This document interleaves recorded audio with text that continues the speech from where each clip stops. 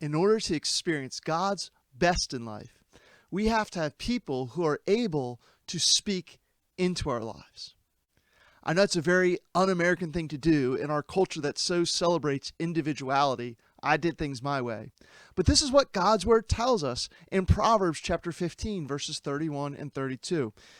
God says, "The ear that listens to life-giving reproof will dwell among the wise. Whoever ignores instruction despises himself, but he who listens to reproof gains intelligence."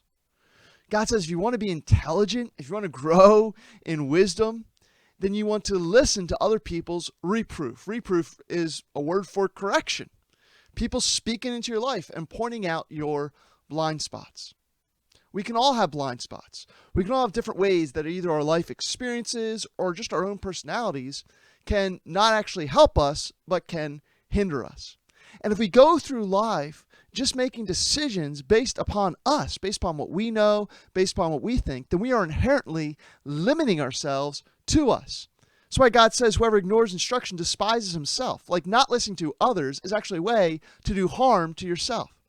One of the benefits of being around people who are trusted, who are godly, who love you, care about you, and who love God's word and know God's word and can share God's word with you, one of the benefits of being around these kinds of people is so that they can have life-giving reproof to give us. And I love that, life-giving. Correction is not meant to be a negative. No, correction given with a heart of love, given to build up, giving to help someone experience God's best for them. That kind of correction is meant to be life-giving. It's meant to be helpful. See, the more we talk through things with godly, trusted, biblically informed friends, the better we'll be able to experience God's best in our lives.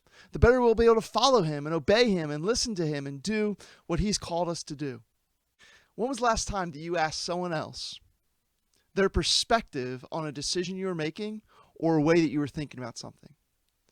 Is that something you do? That should be a normal part of our decision-making process and our thought process. It should be inviting other people in. And I want to encourage you as you think about doing that, purposely try to find people who are going to think differently than you.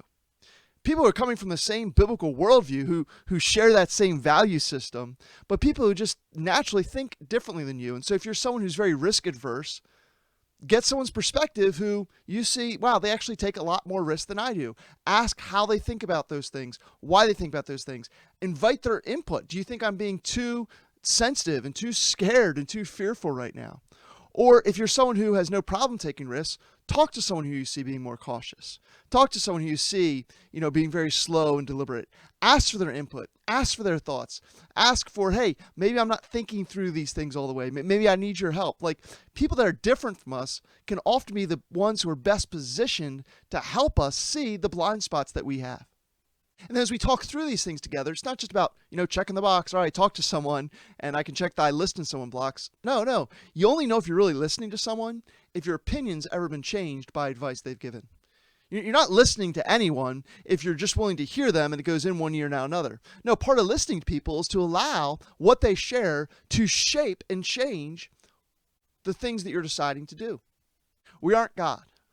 We don't know all things. We can't do all things. And so we need more people in our lives. We need people in our lives who can be used by God to speak his truth to us in areas that we might be blind to it.